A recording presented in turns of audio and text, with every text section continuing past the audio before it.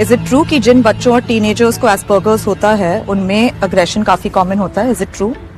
It's true. आप सब लोगों ने क्रिमिनल जस्टिस वेब सीरीज को पूरे दिल से देखा होगा, लेकिन क्रिमिनल जस्टिस के अंदर जिस सिंड्रोम का जिक्र किया उसके बारे में क्या आपने सर्च किया था? नहीं किया था? ओह, किया था लेकिन आपको जानकारी नहीं मिल पाई। चलो कोई बात नहीं, इस वीडियो के अंदर मैं आपको यह सब कुछ बताऊंगा। आपने देखा कि उस सीरीज के अंदर एक लड़की जिसके ऊपर उसके पिता की गर्लफ्रेंड की हत्या करने का शक किया जा रहा था, वो कुछ अजीब सी एक्टिविटी कर रही थी।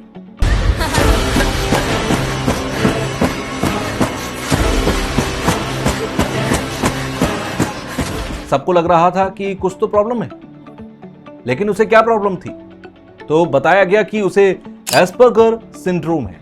क्या होता है ये आपको बताऊंगा मैं आज इस वीडियो के अंदर। नमस्कार, मेरा नाम है तुषार कौशिक और एक और वीडियो में आप सबका स्वागत है। क्या आप जानते हैं कि उसका बिहेवियर के पीछे कौन सी कंडीशन थी और उसे एस्पर्गर सिंड्रोम कहते हैं? तो ये होता क्या है आज मैं आपको समझाता हूं। ये सिंड्रोम क्या होता है, कैसे पहचाना जाता है और सबसे जरूरी हम कर क्या सकते हैं ऐसे लोगों के साथ जिनको एस्पर्गर हो।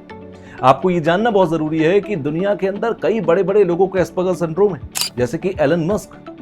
जी हां, एलन मस्क जो कि ट्विटर के फिलहाल मालिक हैं, उनको भी एस्पर्गर सिंड्रोम है और उस बात का खुद उन्होंने अनाउंसमेंट किया था कि वो एस्पर्गर सिंड्रोम से पीड़ित रहे हैं। एस्पर्गर सिंड्रोम एक न्यूरोलॉजिकल कंडीशन होती है जो ऑटिज्म स्पेक्ट्रम डिसऑर्डर का एक पार्ट है। पहले इसे अलग माना जाता था, लेकिन अब इसे ऑटिज्म स्पेक्ट्रम में ही इंक्लूड किया गया है। लेकिन एस्पर्गर वाले जितने भी लोग होते हैं एक चीज में यूनिक होते हैं, यानी कि किसी एक चीज के ये मास्टर होते हैं। इन्हें कोई एक चीज बहुत परफेक्ट तरीके से आती है। लेकिन एस्पर्गर वाले जितने भी लोग होते हैं उनमें एक चीज यूनिक होती है कि इनकी इंटेलिजेंस नॉर्मल या हाई होती है, लेकिन उन्हें सोशल इंटरेक्शन करने में, यानी कि किसी से मिलने में, किसी से आंखें मिलाने में बेहद ही हिचकिचाहट महसूस होती है। उन्हें बातें समझ तो आती हैं, लेकिन एक्सप्रेस करने में उन्हें बहुत मुश्किल होती है। इनका बिहेवियर लोगों को वियर्ड लगता है, लेकिन ये वियर्ड नहीं होता, ये हम सबसे डिफरेंट होता है।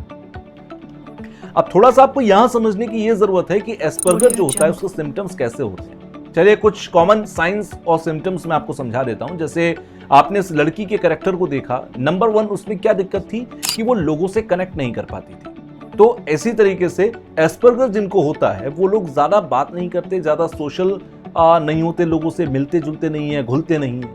नंबर 2 पर आती है सिम्टम जो आंखों से आंखें मिलाकर बात नहीं, ये लोग नहीं करते हैं, यानी कि आई कांटेक्ट आपसे नहीं करेंगे जब भी ये बात करेंगे। 3rd नंबर पर आपको ये देखना है कि क्या ये सिम्टम है कि वो रूटीन की बातों को रिपीट करते हैं, यानी कि या तो सेम एक्टिविटी को रिपीट करते रहेंगे या फिर कुछ चीजों को बार बार बोलते हैं। नंबर 4 पर आता है सिम्टम कि किसी एक टॉपिक में उनका ऑब्सेशन होता है। जैसे अगर डायनासोर्स में ऑब्सेस्ड हैं तो वो डायनासोर की हर एक चीज के बारे में जानते हैं।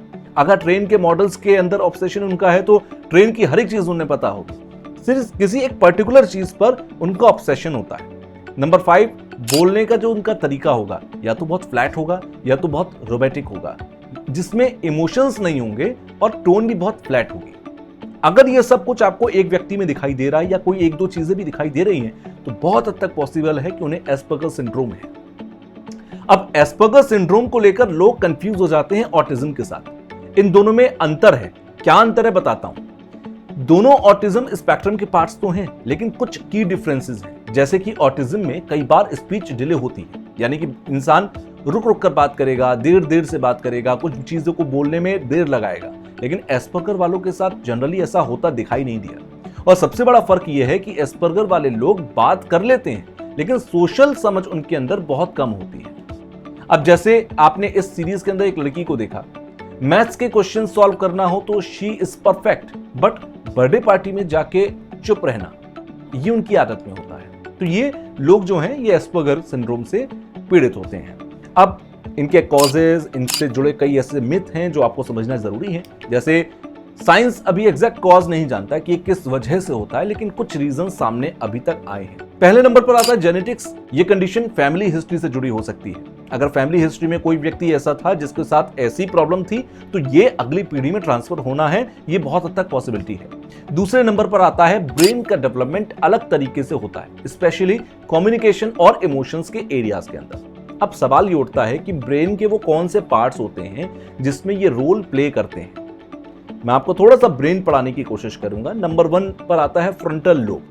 ये सोशल बिहेवियर और डिसीजन मेकिंग के लिए रिस्पॉन्सिबल होता है। एस्पर्गर में ये डिफरेंटली फंक्शन करता है और यही वजह है कि ये लोग इमोशनली सोशली ज्यादा कनेक्ट नहीं होते। सेकंड नंबर पर आता है एमिगडाला। ये इमोशंस, फियर्स और एंजाइटी को कंट्रोल करता है।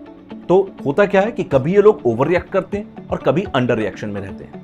थर्ड नंबर पर आता है टेम्पोरल लोब। स्पेशली ये लेफ्ट साइड में ब्रेन के होता है और ये लैंग्वेज और स्पीच पैटर्न्स को कंट्रोल करता है। और यही वजह है कि ये लोग इस तरीके से स्पीच को कभी फ्लैट बोलते हैं, कभी रोबोटिक नजर आते हैं, कभी इनके इमोशन लेस होता है। तो ये सारी चीजें डिसऑर्डर्स नजर आते हैं।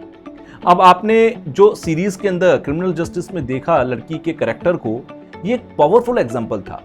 उसने दिखाया कि एस्पर्गर वाले लोग इमोशनली रिएक्ट नहीं करते, लेकिन इसका मतलब ये नहीं होता कि उनमें इमोशंस नहीं होते। उनका तरीका अलग होता है अपने इमोशंस को दिखाने का। अब आपको थोड़ा सा यहां पर यह जानकर ताज्जुब होगा कि दुनिया के अंदर कई बड़े बड़े लोग ऐसे हैं जिनको एस्पर्गर है। जी हां, एलन मस्क का नाम आपने सुना है, स्पेस एक्स, टेस्ला, इन सब के फाउंडर हैं। ट्विटर जो अब एक्स है उसके भी मालिक हैं वो। ऐसे में उन्होंने इस बात को खुद ये स्वीकारा था कि उन्हें एस्पर्गर है। ग्रेटा थनबर्ग का आपने नाम सुना है, क्लाइमेट एक्टिविस्ट हैं, कहती हैं कि this is my super power. Dan, Hollywood actor, ghostbuster भी उन्होंने लिखा था, उनको भी एस्पर्गर है। ये लोग प्रूफ हैं कि एस्पर्गर के साथ भी ग्रेटनेस पॉसिबल होती है, यानी कि जिसको एस्पर्गर है वो बहुत महान कलाकार या बहुत महान व्यक्ति बन सकता है, इनोवेटिव हो सकता है। तो एस्पर्गर का डायग्नोसिस जनरली चाइल्डहुड में, बचपन में ही हो जाता है। साइकोलॉजिस्ट या फिर बिहेवियरल एक्सपर्ट कुछ टूल्स यूज करते हैं, जैसे ADOS, जैसे कि इंटरव्यूज विद फैमिली, परिवारों के साथ बातचीत करते हैं। ट्रीटमेंट से क्योर तो नहीं किया जा सकता, लेकिन जिंदगी को मैनेजेबल बनाया जा सकता है। CBT थेरेपी इमोशंस और रिएक्शंस इंप्रूव करने के लिए होती है। सोशल स्किल ट्रेनिंग की जा सकती है, सामाजिक तौर पर कंफर्टेबल बनाया जा सकता है, कॉन्फिडेंट किया जा सकता है। एक्यूपेशनल थेरेपीज होती हैं जो कि रोजमर्रा की लाइफ को बेटर बनाने के लिए की जाती हैं। सपोर्ट सिस्टम ही असली इलाज है इन लोगों के लिए। तो अब हम क्या कर सकते हैं? सबसे बड़ा रोल सोसाइटी का ही है, यानी कि आपका और मेरा। सबसे पहले हमें क्या करना है, इन लोगों को एक्सेप्ट करना है। इन्हें बिल्कुल भी गलत निगाह, डिफरेंट वे से नहीं देखना है। ये हमसे अलग होते हैं, लेकिन ये भी हमारे और आपकी तरह ही होते हैं।